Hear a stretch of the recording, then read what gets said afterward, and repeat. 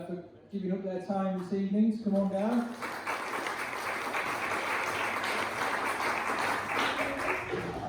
So there's been a few handouts going out. Steve's been sharing some graphs, which will be familiar to all of you, I'm sure, because I'm sure you've got exactly the same things stuck on your fridges at home regarding your own training regimes. So similar format to the Paul Nelson evening, we will, I'll ask a few questions, but mostly be Steve and Dave doing the talking, so I know you don't want to listen to me. And then we will have a bit of a Q&A towards the end, but if there's a burning question that you've got, and it's obviously somewhat relevant to what Steve's talking about, by all means stick your hand up, and we'll endeavour to answer as we go along. But as I say, there will be a bit of a Q&A at the end, which gives you all a chance to finish your lovely pie and peas. Thanks to Anne, by the way.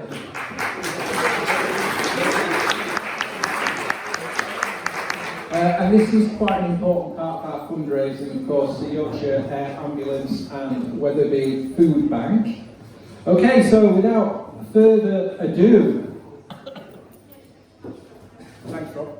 So, Steve, how did you manage to find yourself at Wetherby this evening? Because you have been a member of the club for a little while, and we've not managed to see you yet. Yeah, it's a source of embarrassment. So, but I'm glad to come along tonight. I suppose my excuse is often that I'm training during the day in my own time, and 3 kids as well. So coming down on the Wednesday sometimes doesn't fit with family and work life, but I will try and come along. It's on record now, it's on record.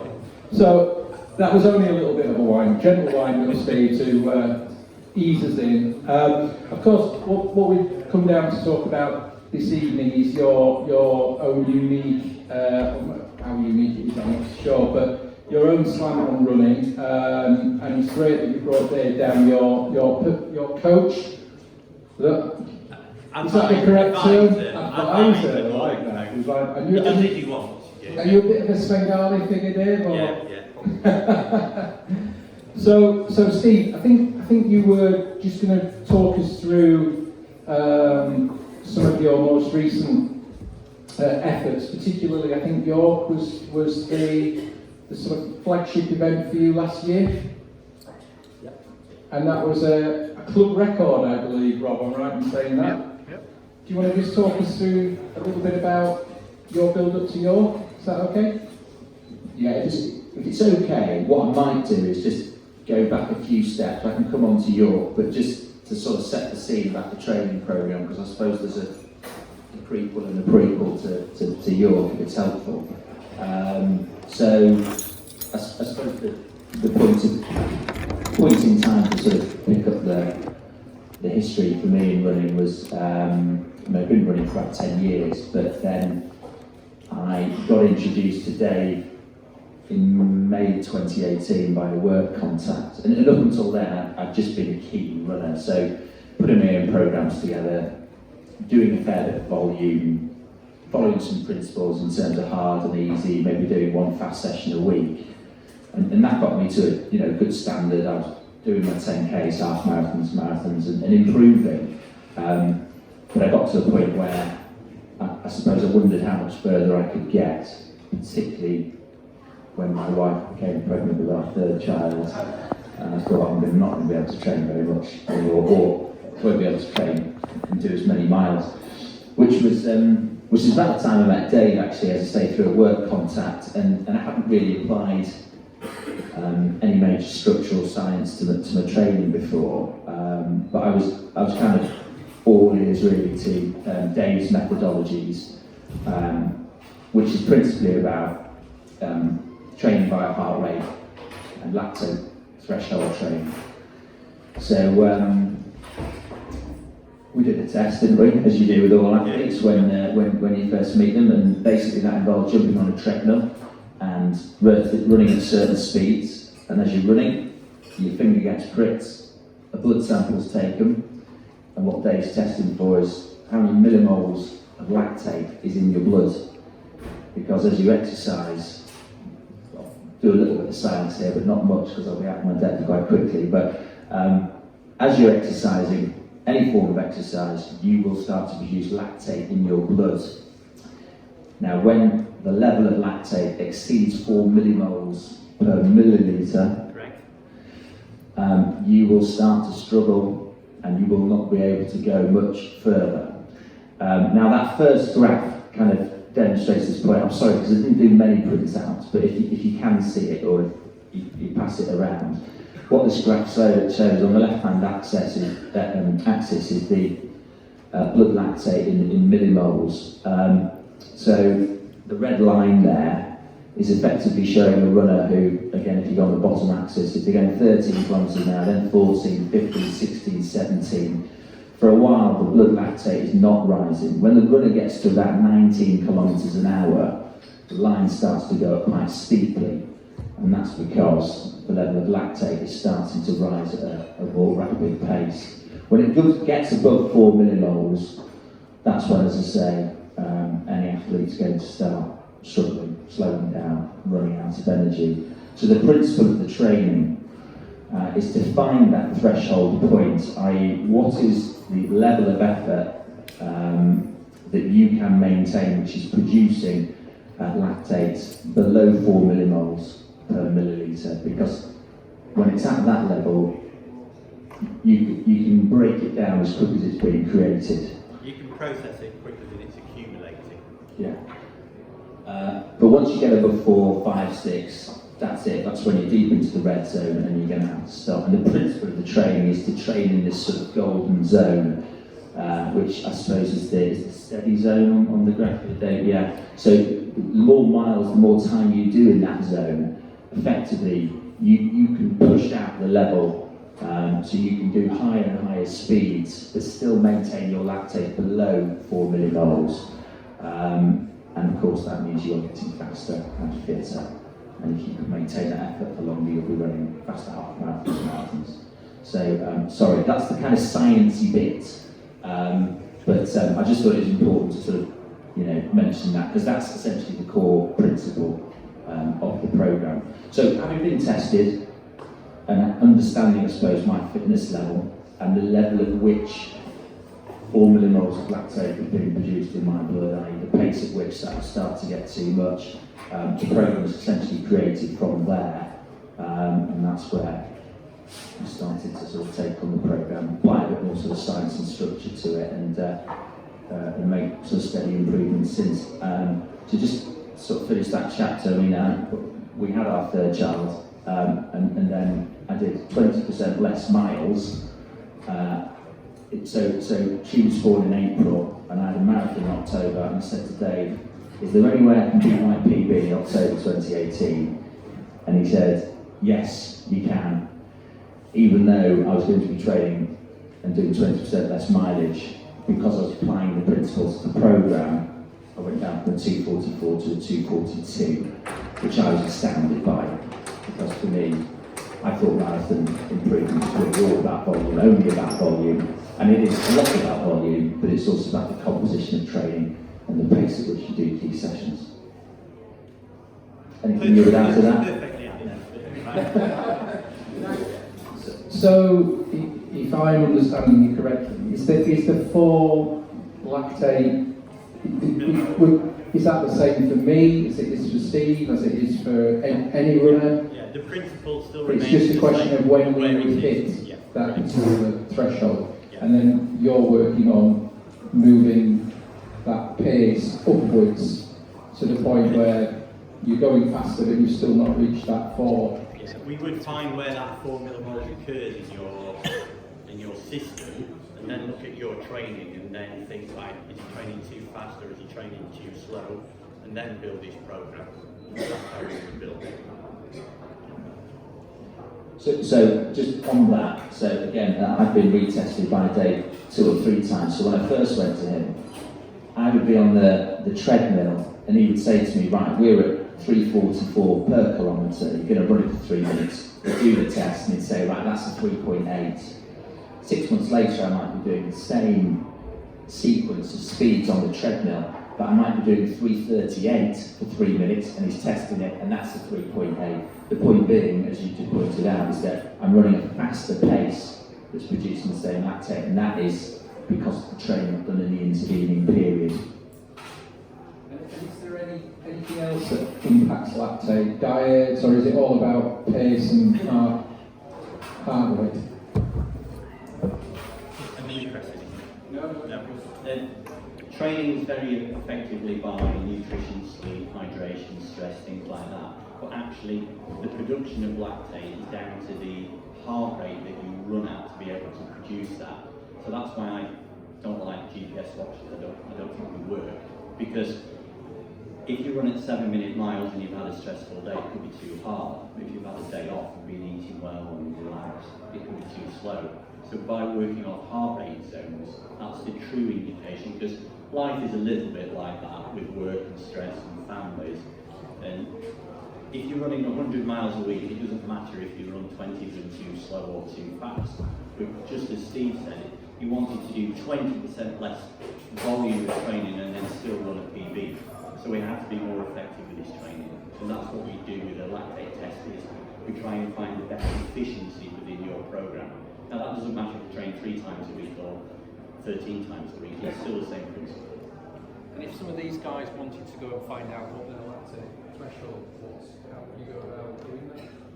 Your Garmin will tell you what your lactate threshold is, but the only true way to find a lactate threshold test is to have a physiological test. I mean, you can have them in most places. I think there's places in Leeds that do them. Obviously, we do them at the clinic. I've brought some brochures along with me. I'm going to leave them here today. But it's through blood sampling. That is the only way that you can test your actual lactate threshold. So, Just an extra point on that, because it kind of relates to how I plan my races, but it's about establishing, isn't it, where that lactate threshold is, but that corresponds to a heart rate as well, and this is what will differ in all athletes as well. But for me, I know that if I'm training in a heart rate zone between 160 and 169, which for me is hard, that's a really hard effort. I'm probably producing, correct me if I go wrong here, probably 3.5 to 3.9. That's my lactate threshold. So the more time I spend in training in that zone, the more red blood cells I'm basically creating, the more my fitness is improving, the faster I'm going without reaching that threshold. So that's where the heart rate is essentially tied, isn't it, to the lactate production. So for me, Dave will set the zones, and I will know that I have a lower zone, which is recovery. That's kind of the zone 1, and then zone 2 is essentially the threshold zone, where I know it's having the biggest training effect. The sessions I spend in that zone having the biggest training effect. Is that fair to say? Perfect. Yeah. Okay. do you all do your training alone, or do you run as a group ever? No friends.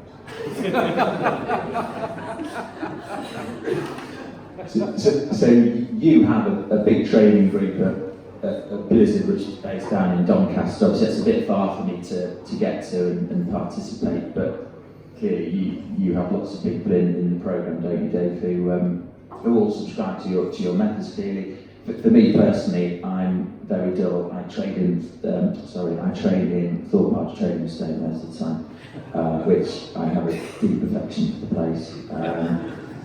It's pancake flat, and it's pretty quiet, and I can go out. Because I work for myself, I can usually go out at the times that suit me, and I much prefer running in daylight, so kind of means that I train on my own. And Dave, is Steve and the team at Blizzard feeding you weekly dates? I mean, are you hooked up to them 24/7, or how does that work? Well, try not to be up to them 24/7, but I communicate with my my coach athletes via an app called Training Peaks, which is quite ingenious. Steve loves it. He's a bit of a geek when it comes to technology. Basically, Steve does a run just like you do with Garmin or Strava. It loads up onto a platform. If he's done his training properly, it goes green. If he does it incorrectly, it goes amber. If he does it really bad, it goes red, and it emails me that. So when I get a red email, I'm usually straight on my keyboard seeing what's happening with it. It's a good platform. The accountability creates consistency, doesn't it, Steve? Definitely. Yeah. I know you're watching. But that, so Training Peaks is data heavy, and so again, if you've got the printout on your table, so the second and third pages are printouts of Training Peaks. So Training Peaks will produce graphs. So again, for those that can see it, the blue line essentially is fitness. The pink line is kind of an average. I think it's a 7-day average.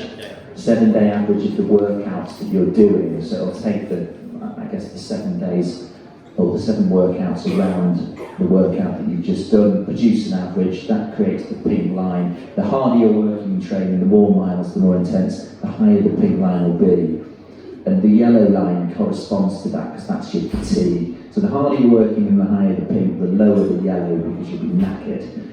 And then the point is that you build the fitness, you ease off, you taper, and of course the yellow line rises because that's essentially your fatigue, which is easing, and it turns into form. And again, one of the features of Dave's program is that you'll be following Training Peaks, but you'll be using it strategically to get you into peak condition for your target races. So the program will hopefully mean you're following a rising blue fitness line.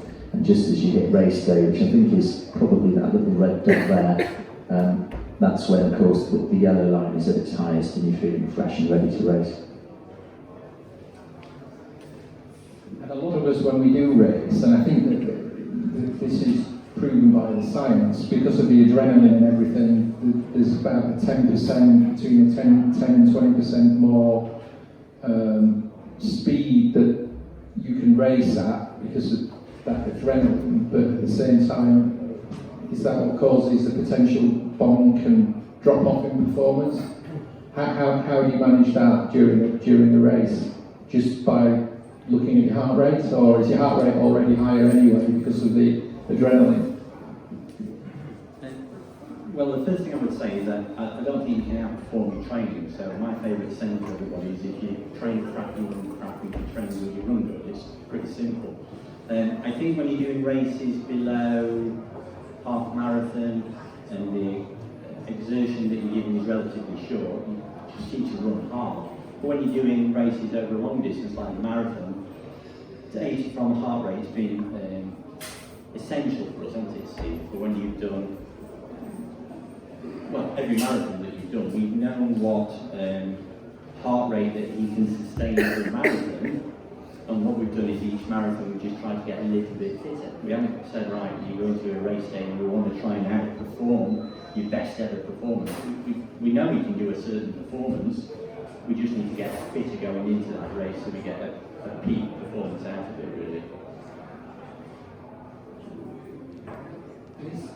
Is there a big correlation in terms of body weight as well? In terms of being able to take that body weight down and hence speed will automatically go up, or is it? A cheetah would generally beat a hippo. Yeah, definitely. The lighter you can go, definitely the better it is. The correlation with weight is very important when it comes to racing and training as well. Just simple science. Lighter you can be, the better. I mean, I'm not fat now, but I'm 2 stone heavier than when I ran international. 2 stone, yeah. So quite light.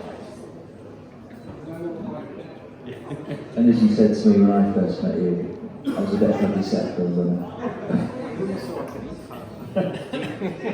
Decent engine, but not great chassis. That's what I said. Probably, yeah. And in terms of natural ability versus the training, what do you think is the level of potential there from a normal human being who may be carrying a few extra pounds? Do I have to live like a monk like Steve does? No, I don't believe in talent at all. I think that purposeful practice can improve most people definitely is. Can we all be Haile Selassie? Probably not, but we can all improve by just having simple principles that are better. I mean, when you're having waders for your dinner and a curry for your tea, it's not great. When it's very, very simple. Running is a simple game. It is 1 foot in front of the other, times a few thousand. But it's all the other things that go with it. I like to use an analogy of baking a cake. The cake needs ingredients, it needs egg, flour, milk and sugar. We never put any sugar in there, it would taste a bit naff. And it's the same with your training. If you train slow all the time, you'll be slow. And if you train hard all the time, you'll just be injured. It's getting the right balance, and that's why we do physiological testing. There's two really ways to coach anybody to improve. The first is to see physiologically what they are capable of doing. So if Steve walked in and said, Kipchoge ran under 2 hours at Vienna, but he had pacemakers, I'm going to be that man, he's probably not. He probably can't do that. But if we know what he's capable of doing, then we can use methodology to try and get the best out of his physiological capabilities. And Steve, when you're doing the marathon, and clearly the heart rate and everything's important, but do you the racing aspect, is that sort of on the periphery, or are you very much aware that you're actually in a race? To be honest, the race is sort of by the by. I'm entirely focused on the race strategy and I suppose ultimately the time.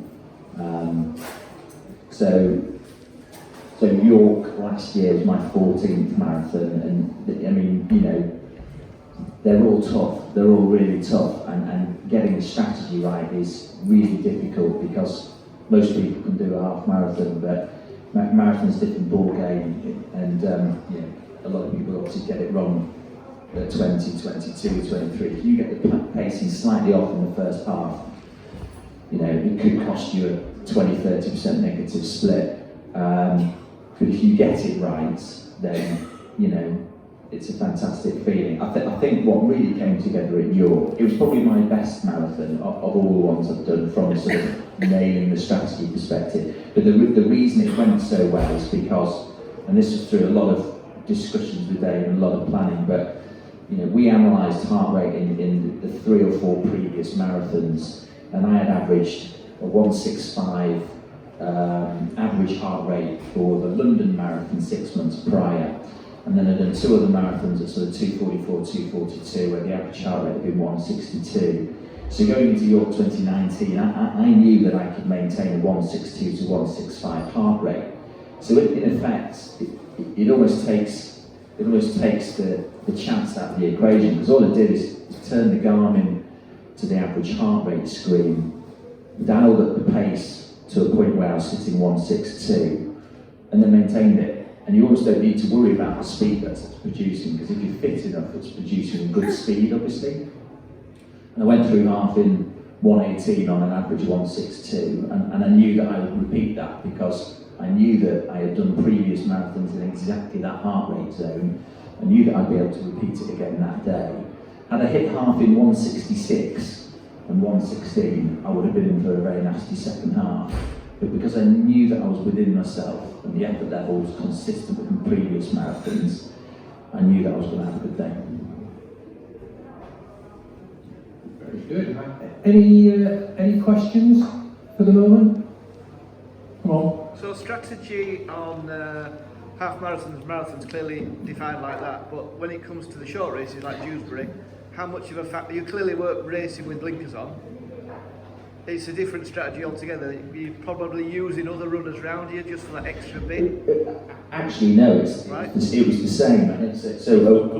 Friday before? Yeah, exactly. So the conversation was the same. Now I'm almost not as practiced, strangely, at the 10Ks as I am at and I haven't run a decent 10K for a while. But the conversation with Dave was exactly the same. It was, you know, what should my average heart rate be for 10K? You know, what should I be looking for? I hadn't done Dewsbury, but he said to me, look, you know, so obviously my threshold zone, as I mentioned earlier, is 160 to 169. I know when my heart rate gets above 169, I'm likely to be generating more than 4 millimoles of lactate.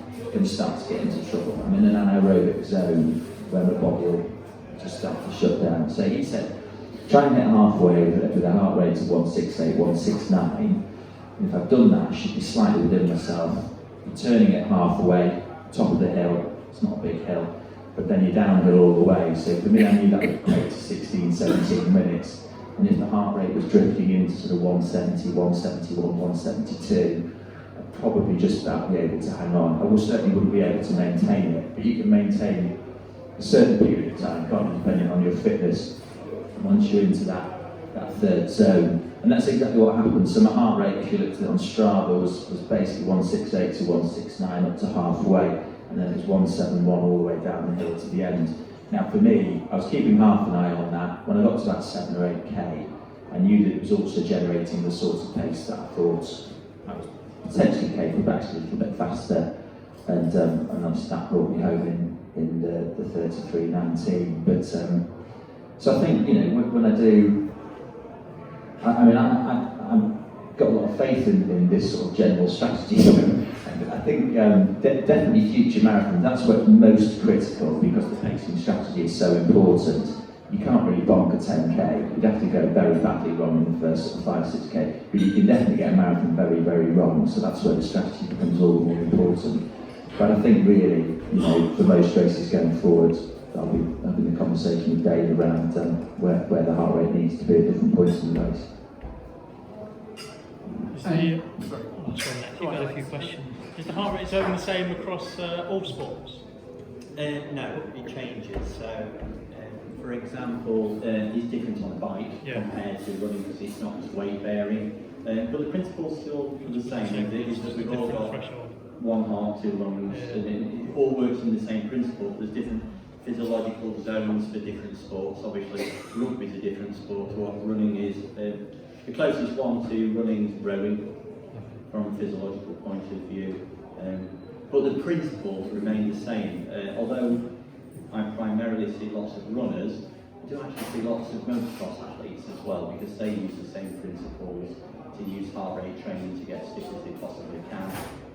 In motocross, they pull the accelerator back and lift it at their heart rate up for about 20 minutes, which is like running a 5k.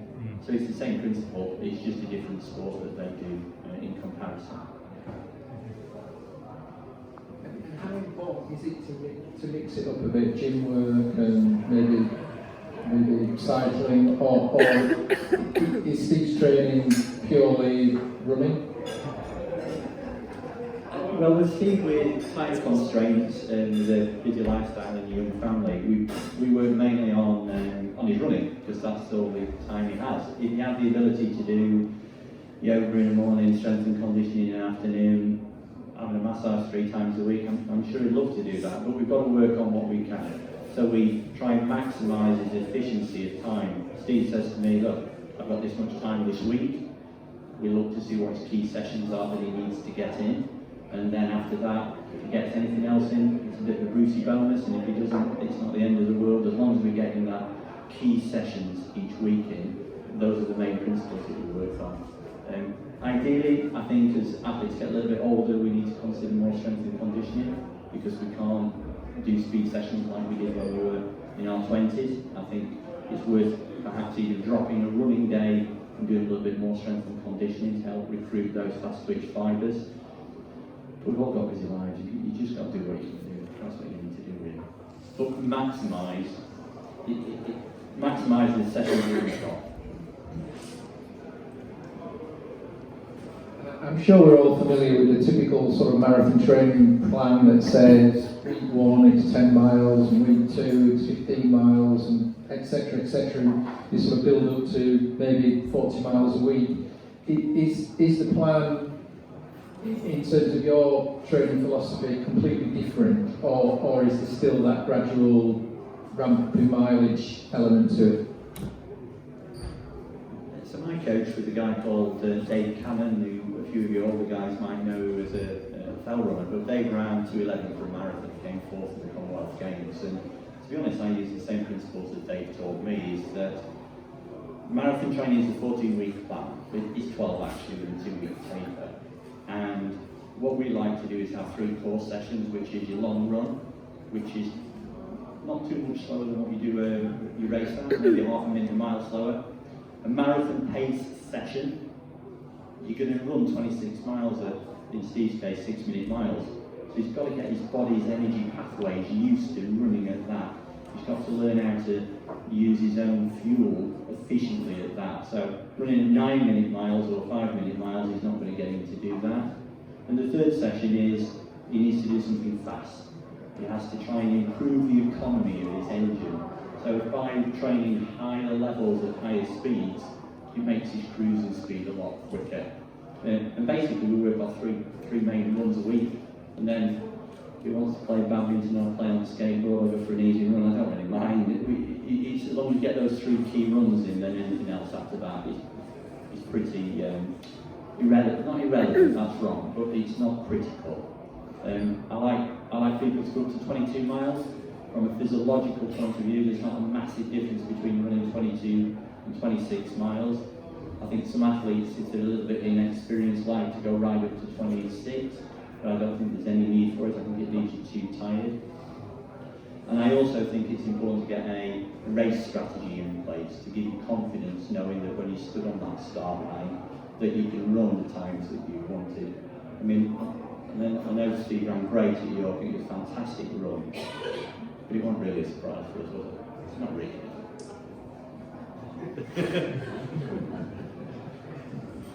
He's too modest.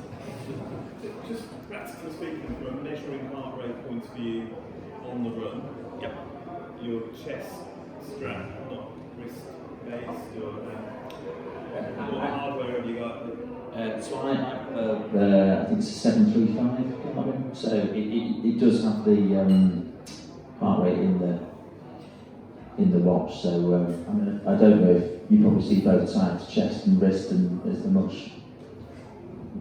If you're really hairy, wrist-based heart rates don't work very well. I'm not a big believer, and I believe in chest straps. Yeah, they're uncomfortable to wear, but they give you proper data. That's what they do. And on those ones you're looking at average heart rate on a marathon, say, that's your screen kind of thing that you. Yeah, absolutely. So my main data fields, I have 4, which is usually distance, time, average pace, but then heart rate as well. So particularly half marathon, but marathon, the key one I'm always looking at is heart rate, because that's essentially telling me my effort level. And if my effort level is too high at mile 8, mile 10, mile 14, I'm going to pay for it later. So it's about maintaining an effort level I know my body can sustain for 2 hours and 40 minutes. And you learn exactly what that is through the training, so obviously doing the marathons as well.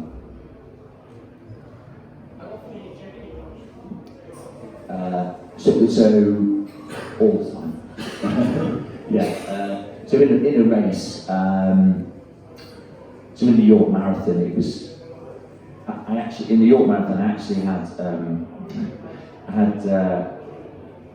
I shaved my arm and I wrote onto my arm what I expected my heart rate to be at every 5k split. So what was an acceptable heart rate level? Because it does creep. So at 5k, it might only be 160. But when you get to 40k, it's more likely to be 167. And obviously the average is going to be over the total distance, 162 to 165. But it's going to creep over the course of the race. But you definitely don't want to see a 165 or a 166. For me anyway, for anyone else who tests at a different level, my 166 might be your 147, but that's the purpose of the test. Will tell you obviously what your zones are. So that's an important point, I suppose, isn't it? You can't go out and run at a 166 heart rate and think, okay, well this is equating to my threshold, because everybody's threshold is going to be different depending on your gender, your age, your fitness, etc. So that's what I was thinking about doing.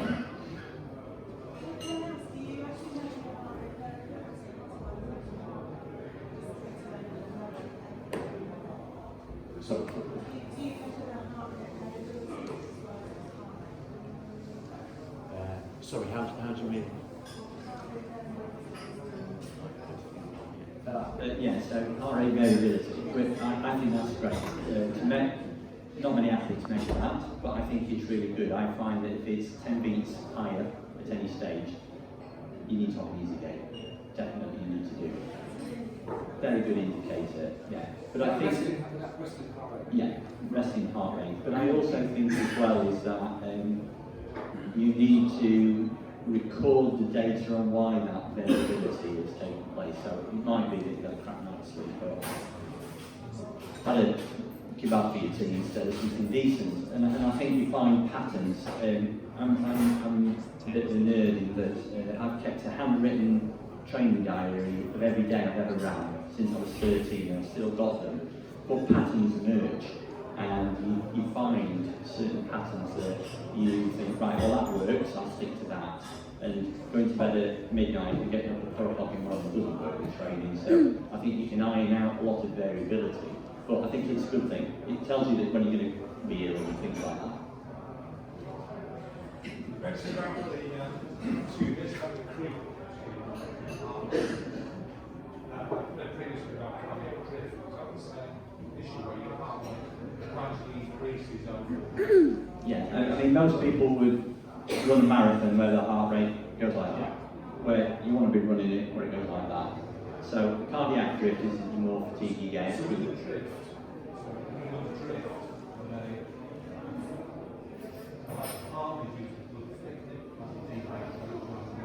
it's more the depletion of glycogen in the system that makes the drift in your heart rate. Yeah, train arms.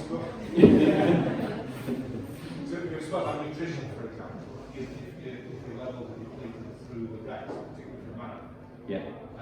How do you counter that with nutrition on the run? Nutrition is very important. I think that we're not all born the same. So you've got Usain Bolt, and then you've got Paul Radcliffe. They're 2 different animals, and one's good at sprinting, one's good at long distance. One lives off salad, the other one will eat 100 chicken nuggets a day, or whatever he eats.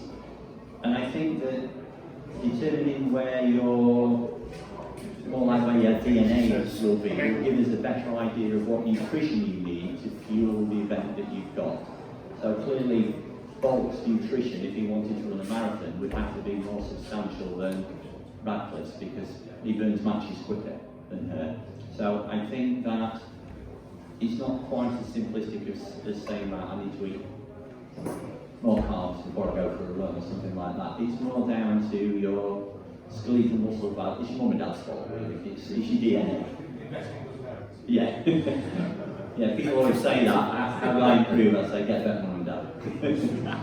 So sorry, just sticking with that. So nutrition, endurance, generally rule of thumb is that your body has got sufficient fuel to last for say an hour. Yeah. And then if you want to do any longer than that, you need to replenish it around your bed, whether that's a cycle or a run or whatever it may be. You need to start adding fuel. Yeah. Is that fair to say? So I don't think that you need to take any fuel on if you're running a half marathon, for example. I think that when you're doing races of 20 miles and further, yes you do. I think that I'm a big believer in high fat, low carb diet. I think that if the body is always relying on carbohydrates as a fuel source, it can only hold 2,000 calories at a time. But with 10,000 calories worth of fat stores that we never pull into as a reservoir.